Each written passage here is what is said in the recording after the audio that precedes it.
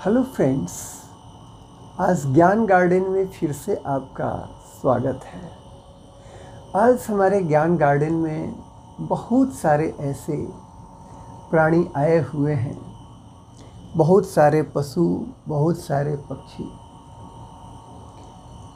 उनके माध्यम से आज हम सीखेंगे कि अगर हमें ये कहना हो कि यह चीज़ शुभ है या यह चीज़ अशुभ है, आज का अवसर बहुत शुभ है, आज का अवसर बहुत अशुभ है, यह घटना शुभ है या यह घटना अशुभ है, इन चीज़ों के बारे में हम सीखेंगे कि इंग्लिश में वैसे हम किस प्रकार से घटनाओं को एक्सप्रेस करेंगे।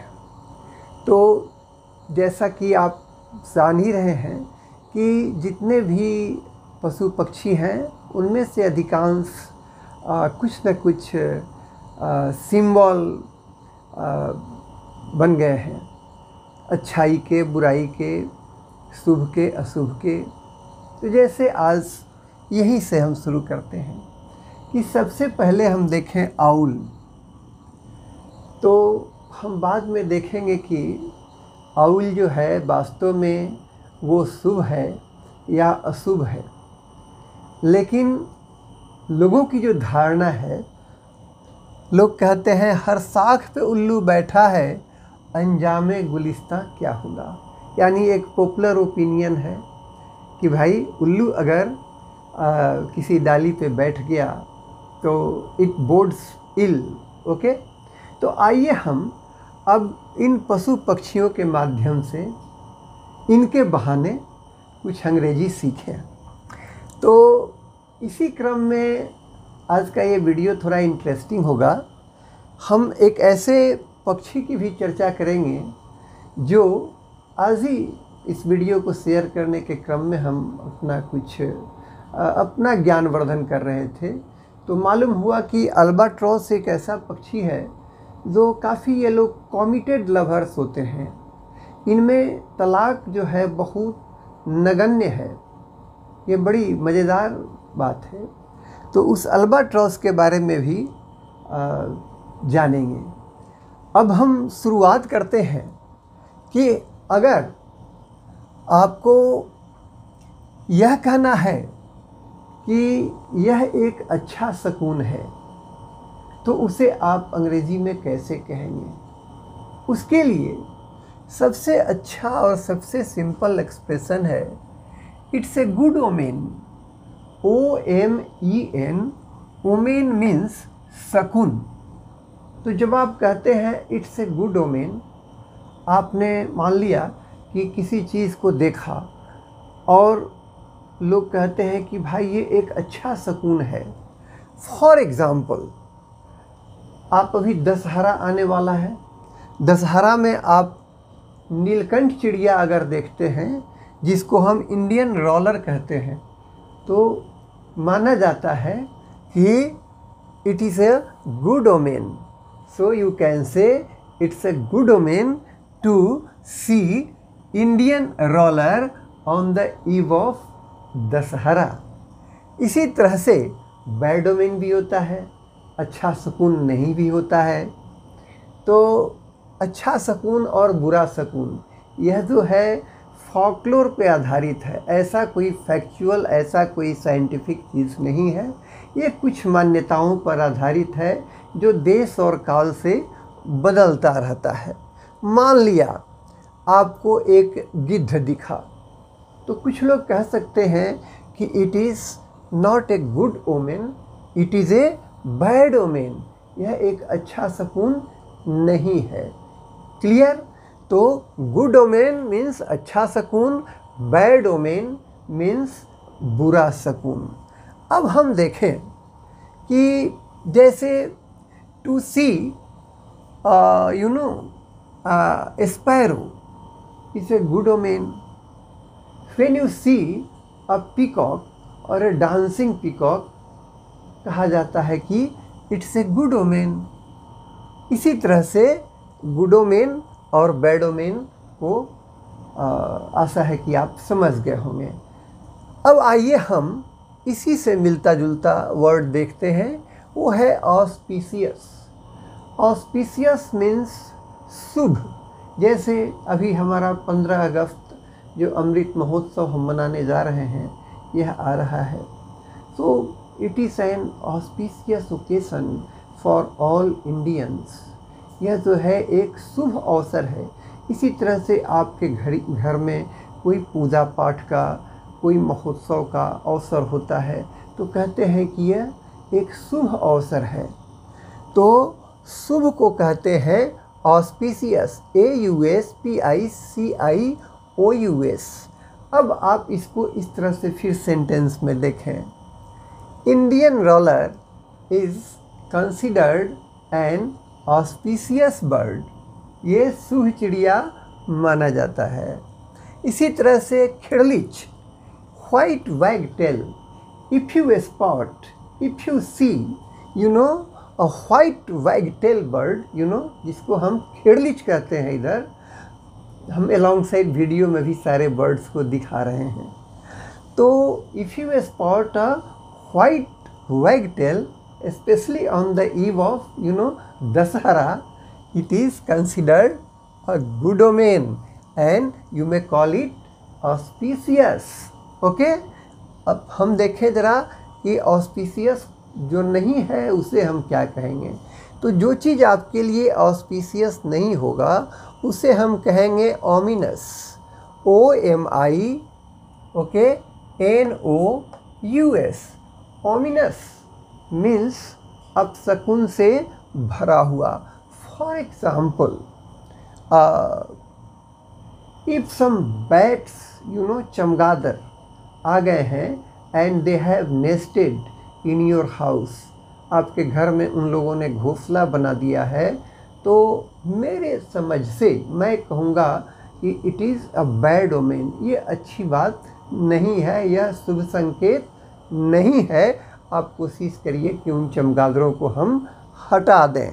ठीक है, हम किसी सुपरस्टिशन की बात नहीं कर रहे हैं, हम जस्ट यहाँ एक अंग्रेजी सीख रहे हैं। ठीक है, तो आप कह सकते हैं कि बैट्स आर कंसिडर्ड ओमिनस, क्योंकि उसके अपने नुकसान भी हो सकते हैं। ठीक है, so bats are considered ominous. Okay, तो जो अशुभ होता है उसे ओमिनस कहेंगे और जो शुभ होता है उसे ऑस्पिशियस कहेंगे। क्लियर? अब आइए हम देखते हैं एक तीसरा वर्ड, वो है BODE, बोर्ड। इसका हम कैसे यूज़ करेंगे। मान लिया कि अभी के संदर्भ में हम देखें तो सब कोई कह रहे हैं, you know, prices are rising. अभी मैंने जस्ट एक वीडियो भी इस पर बनाया था। So people are getting disillusioned, okay, with this price rise. Price rise से धीरे धीरे क्या हो रहा है कि अब लोगों का अब कुछ कारणों से मोह भंग भी होता जा रहा है। ठीक है, तो it bodes ill for the dispensation. इसी तरह से अभी हमने कुछ गौरैया को देखा था जो अभी 2-3 दिनों से नहीं आ रहे हैं।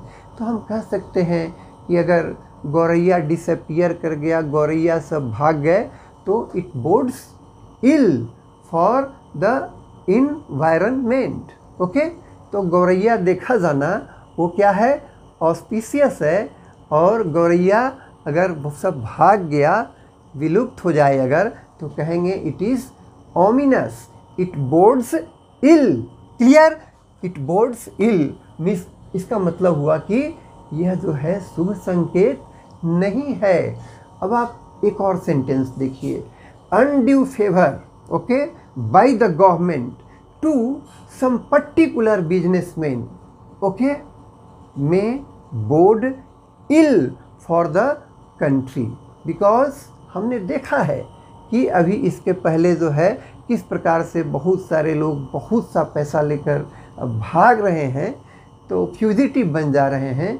तो उस तरह से हम देखें कि नहीं, this nation belongs to the rich and the poor alike, there should be no discrimination on that count. ठीक है, आइए हम देखें, बोर्ड इल को हमने देख लिया। अब बोर्ड वेल के लिए अगर आप देखें, पॉपुलेशन कंट्रोल के लिए हम जितना ही देरी कर रहे हैं, it bodes ill for the country. ठीक है। अब आइए बोर्ड्स वेल को हम समझें, क्या चीज़ शुभ हो सकता है। अब जैसे हम आपको कहते हैं कि अगर आप एग्ज़ाम देने जा रहे हैं, जैसा कि प्राय होता है, तो जब आप एग्ज़ाम देने जाते हैं तो आपके घर के लोग आपको क्या कहते हैं, थोड़ा सा कर्ड, थोड़ा योगर्ट वगैरह खिलाते हैं, आपको दही खिलाते हैं, ठीक है। और माना जाता है कि यह क्या होगा, ये ऑस्पिशियस है, ये शुभ है, ठीक है। तो इट बोर्ड्स वेल, ओके। आपने इसी तरह से देख लिया कि भाई इस इलाके में बहुत सारे ड्रैगन फ्लाई जो हमारे मित्र कीट हैं अगर घूम रहे हैं हमारे खेतों के ऊपर, ठीक है, ड्रैगन फ्लाई, डैमसेल फ्लाई जो हमारे मित्र कीट हैं, तो हम कह सकते हैं कि it bodes well for our agriculture, ठीक है। यानी बहुत सारे वहाँ पर पेस्टिसाइड्स वगैरह का असर अभी नहीं है और ये जो मित्र कीट हैं यही शत्रु कीटों को खाकर ख़त्म कर देंगे। तो बोर्ड इल और बोर्ड वेल को आपने ठीक से समझ लिया। अब हम देखें एक नया वर्ड है फॉरबोर्डिंग। फॉरबोर्डिंग और प्रीमोनिशन ये दोनों मिलते जुलते शब्द हैं।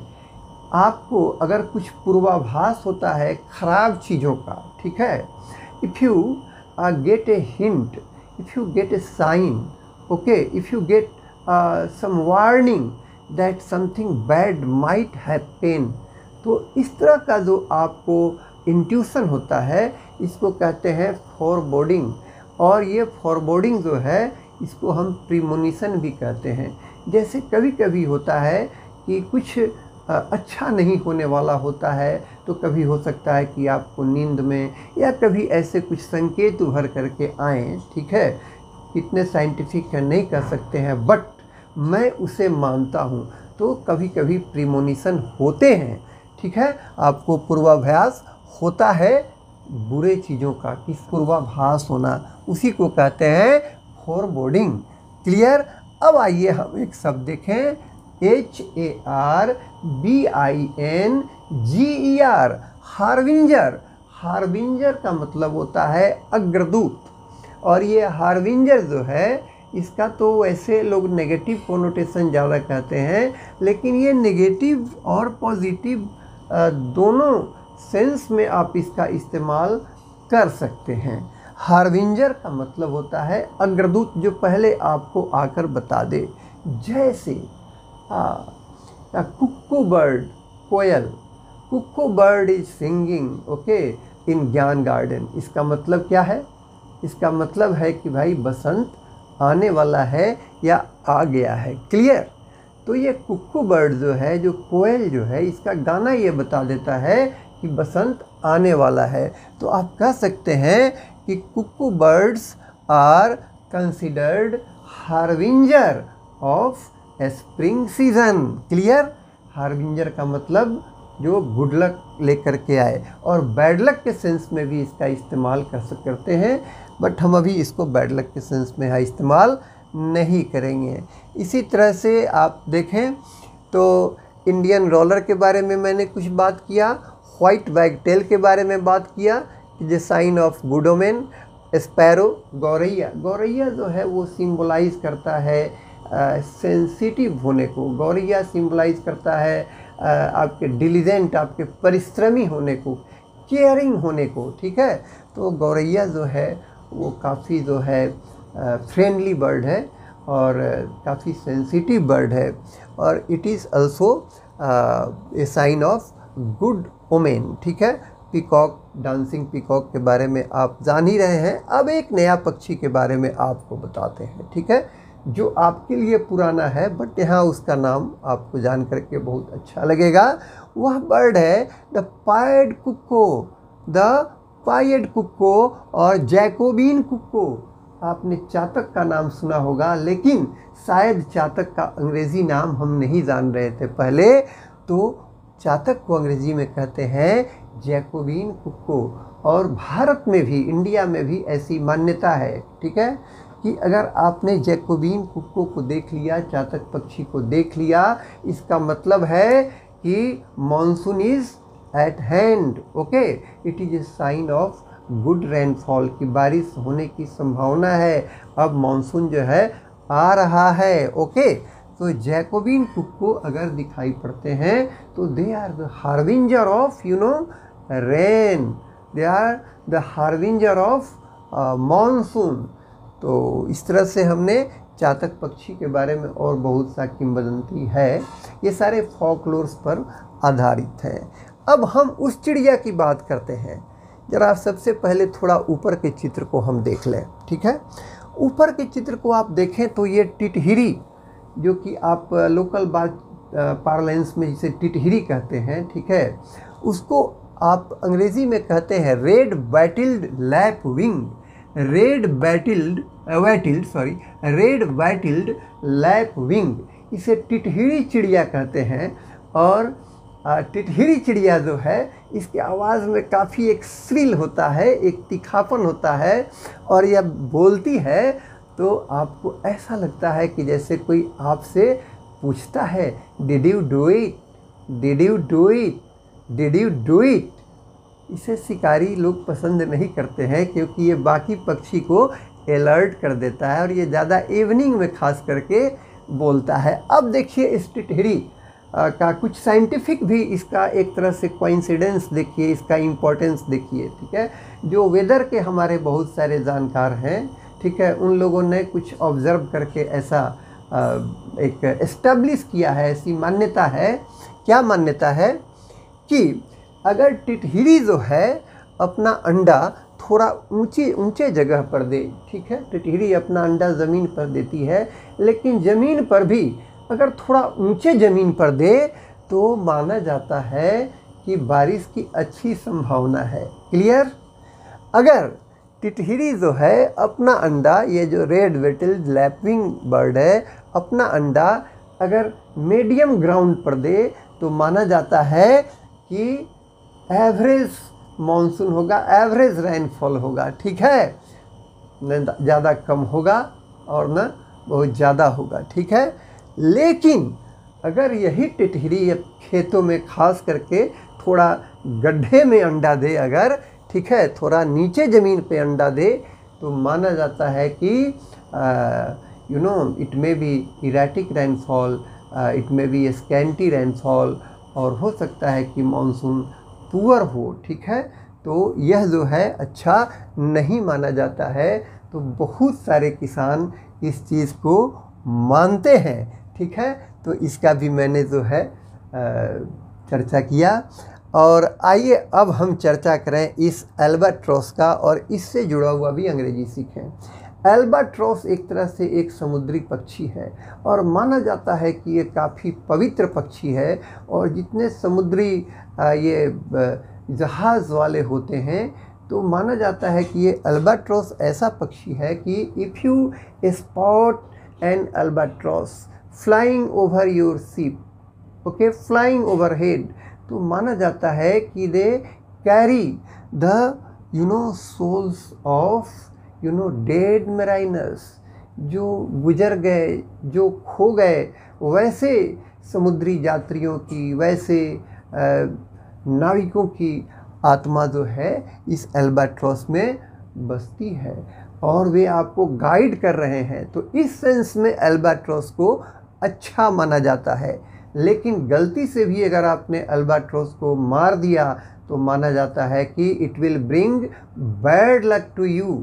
और इसको 1959 में भी लोगों ने कुछ महसूस किया, ठीक है, और काफ़ी अभी रिसर्च का विषय है, बट ऐसी मान्यता है कि एल्बाट्रॉस जो है वह ऐसे तो गुड लक लाता है, ठीक है, लेकिन ये एल्बाट्रॉस आपको गाइड का भी काम करता है। ये एक तरह से आपको कंपास का काम करता है, ठीक है। और इन चीज़ों को आप जब गूगल करेंगे, वेबसाइट्स देखेंगे, तो वहाँ इन चीज़ों को आप पढ़ सकते हैं।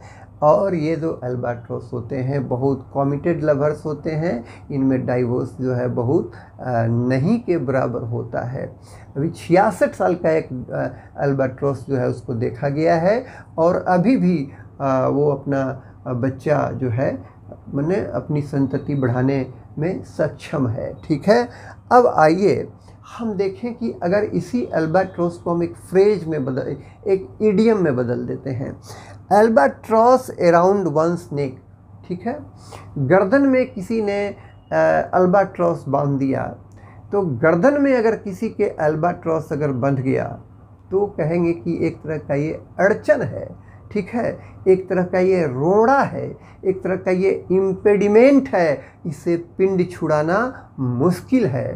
तो कुछ कारणों से, गलत हैंडलिंग से, ठीक है, सेकुलरिज्म को ठीक से नहीं समझ पाने की वजह से आज यही सेकुलरिज्म है कुछ लोगों के लिए एक तरह का अल्बाट्रॉस बन गया है, ठीक है, और समझ में नहीं आ रहा है कि इसके साथ वो क्या करें, because they were not fair to this world. Okay, तो ये इस तरह से बहुत ऐसी घटना है। जैसे आप कह सकते हैं कि कभी बाबरी मॉस्क का डिमोलिशन जो है, इसको भी किसी के गले में आपने बांध दिया, तो यह जो है it was also like an albatross hanging around the neck of someone.